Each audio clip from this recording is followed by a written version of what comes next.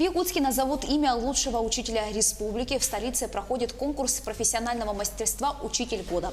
За право носить это звание борются 24 педагога из 23 районов республики и один участник городской школы. Сегодня гость нашей студии, член жюри, абсолютный победитель всероссийского конкурса «Учитель года 93», профессор кафедры русской литературы 20 века Брянского госуниверситета Олег Парамонов.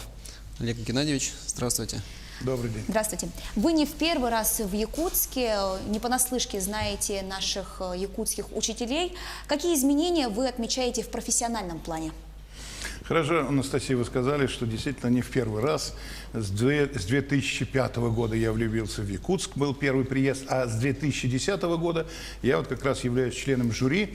Но это, конечно, благодаря директору Института усовершенствования, которому, кстати, в этом году исполняется 80 лет, не директору, а институту. А директор с 2010-го, вот, Галина Ивановна Алексеева его возглавляет. Она была постоянным участником, очень часто участвовала в жюри всероссийского конкурса, где с 96-го года, после того, как я победил, и я принимал участие, мы познакомились, она меня пригласила в Якутск быть членом жюри. Вот. И надо вам сказать, что из года в год такая наблюдается тенденция роста мастерства учителей Якутии. Конечно, в этом, я считаю, заслуга огромная Института усовершенствования. И они овладевают техникой. Если раньше какие-то все-таки возникали трудности, да, тогда, а сейчас они так владеют замечательно. И причем наблюдается опять-таки такая тенденция, что все больше и больше молодых учителей становятся, в общем-то, и конкурсантами, победителей и всероссийского конкурса, и в регионах, и, конечно, в Якутии. Вот сейчас проходил конкурс из этих вот 24 учителей. Большинство молодых, стаж невысокий. Вот. И мне даже как-то, вот, когда побеждают в жюри, вот, и я выбираю, да, иногда говорят, ну что, молодые на пятки наступают. Я говорю, нет, это и мы им наступаем на пятки, потому что во многом они даже впереди нас. Но наша миссия заключается в том, чтобы уметь их как-то направлять в правильном направлении, на основе нашего опыта вести их вперед. Ну, действительно, в учителя молодежи сейчас идет много, но хотелось бы, наверное, отметить, на мой взгляд, по крайней мере, мужчин стало больше тоже за последние годы, и, соответственно, и конкурсантов тоже в этих же конкурсах стало больше. Вот как это можете прокомментировать? Почему мужчины стали более охотно идти? Мужчины стали более охотно идти, потому что понемножку растет престиж профессии учителя, это раз. И, во-вторых, стало позволительно работать в школах мужчин, у которых не обязательно образование педагогическое, не обязательно заканчивать педагогический институт. И идут и строители, и медики даже бывают тогда. То есть люди, которые именно по велению души идут туда, а не по профессии. А что касается, значит, мужчин, участвующих в конкурсе, даже и тогда, когда их было мало в школе, в конкурсе их было все-таки больше.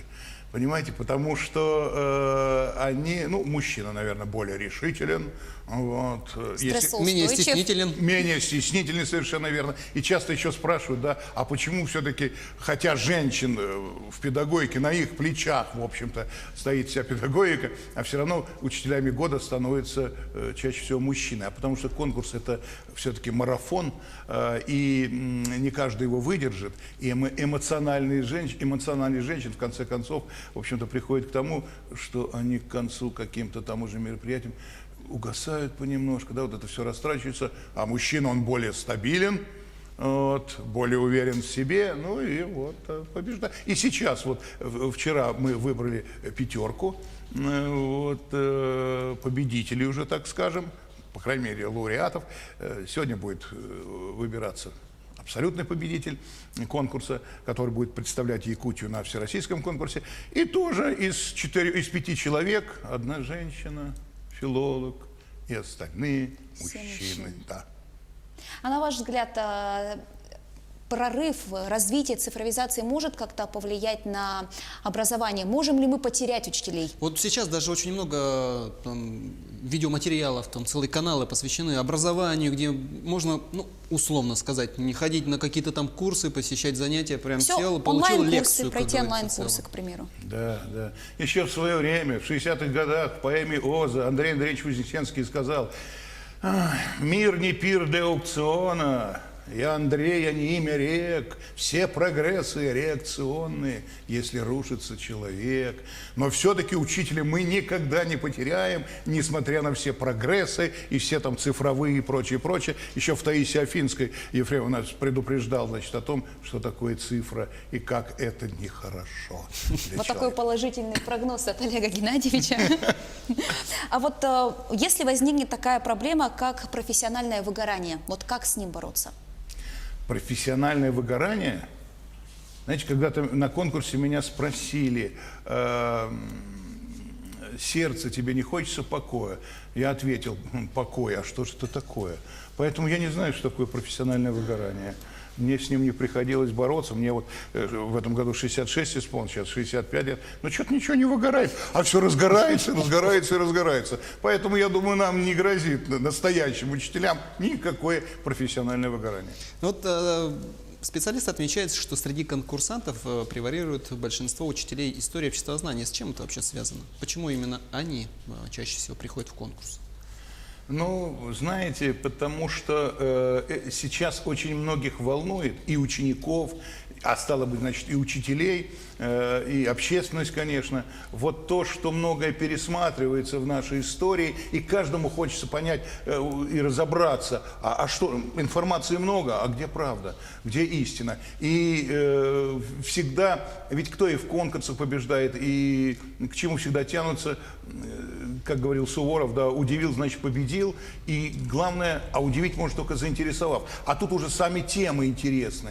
Да? И вот если историк имеет свое мнение, если историк не зашорен только каким-то там учебником и так далее, а если он в архивах роется, знает материал и так далее, и это преподносит и удивляет этим, а я знаю вот это, а вы этого не знали. Вот он побеждает у себя там в Лусе, в регионе, а потом и на России. Я вот думаю, что опять будет очень много учителей иностранного языка и истории. Вот. Ну вот большая, очень длинная история с 93-го года по нынешний год, то есть вы участвовали тогда, сейчас участвуете уже в качестве жюри. Ну, да. Что изменилось? Существенно ли конкурс вообще претерпел изменения? Ой, он все время терпит изменения, как и многое в нашей стране. Вот, за это время, знаете, когда-то начиналось, и было всего там 30 человек, потом уже огромное, потом ввели вот этот мастер-класс. Ну, конечно, было когда-то обязательным присутствие техники, сейчас не совсем обязательным. А я еще тогда предупреждал, когда все это компьютер, давайте побольше вот этого, я говорил. Вы знаете, переходя с компьютером на «ты», я как поэт скажу без отлагательств: служение муз не терпит суеты. Александр Сергеевич Пушкин. Тем более технических вмешательств. Вот. Поэтому сейчас разрешено, и даже без этого, я даже иногда провожу уроки, ну, часто приходится ездить по стране, по регионам, причем приезжаешь, знаете ли, не в институты совершенно приезжают, а я выезжаю куда-то в село и так далее, приходишь, спрашиваешь, что вы сейчас проходите, и сразу же вклиниваешься в процесс, работаешь с ними. Ну, когда тут компьютер, когда тут что? Если я приехал, говорю, так, ребят, что вы у вас сейчас? Он говорит, у нас Пушкин, хорошо, Пушкин, а вот «Война и мир», какой том третий, так работаем. Это, конечно, сложнее, как, знаете, актер приезжает со своей программой, учитель тоже может с каким-то постоянным уроком, а мне это интересней, потому что дети тогда подготовлены. Они это проходят, ну, тут надо уже профессионализм учителя, конечно. Вот. И я с ними работаю, и получается самое главное, что должно быть на уроке, это диалог. Мне есть с кем поговорить. А то я приехал, ну, рассказал им про Пастернак и уехал. Он говорит, ну да, хороший дяденька был, Пастернак тоже хороший, наверное, ну и бог с ним. А тут был разговор, и иногда, когда проводят анкеты, и спрашивают, значит, что было вам самое интересное на уроках, они пишут, с нами разговаривали. Какие советы вы даете на мастер-классах якутским учителям? Ну, это, наверное, совет всем учителям, ну и якутским тоже. Знаете, я вспоминаю историю, которая связана с одним актером, замечательным, я не буду называть его имя, его спросили однажды, как вам удается вот в первом акте так правдиво играть пьяного? Он говорит, да никак, говорит, выпиваю стакан водки и играю. Да, но во втором акте вы играете трезво, а это, батенька, талант. Вот это талант. Так вот, да, наши ребята, конечно, очень талантливые учителя, а с талантом человеку не пропасть. Соедините только в каждой роли воображение, чувство, ум и страсть. И юмора, значительную долю, и тогда никакое жюри не устоит перед ударами вашего таланта. Олег Геннадьевич, стихи сочинять учите? Ну, знаете, этому не научат. талант природный. Это талант, да. Просто я читаю, а они уж вдохновляются. Да, со мной очень многие учителя, которые никогда не писали, вдруг вдохновляются, пишут стихи. Ну и я, конечно, вдохновляюсь сам, вот такие вот поездки. Вы знаете, вот я действительно тут часто был, и вот совершенно здесь, сейчас, припомнив все это, написал такие строчки, если позволите, Да, я прочитаю. конечно. Я вам признаюсь в том, что с первой встречи меня, слугу российского стиха, судьба связала узами навечно с великою республикой Саха. И на каком не буду перепутье, страну измерив из конца в конец, мне будет освещать мой путь Якутия алмазами учительских сердец. Вот такой хотел бы учителям сделать Олег Геннадьевич, подарок. большое спасибо вам за участие в нашей передаче. Жалко, что времени было мало. С вами можно продолжать говорить бесконечно. А я напомню, что это было актуальное интервью. Всего доброго.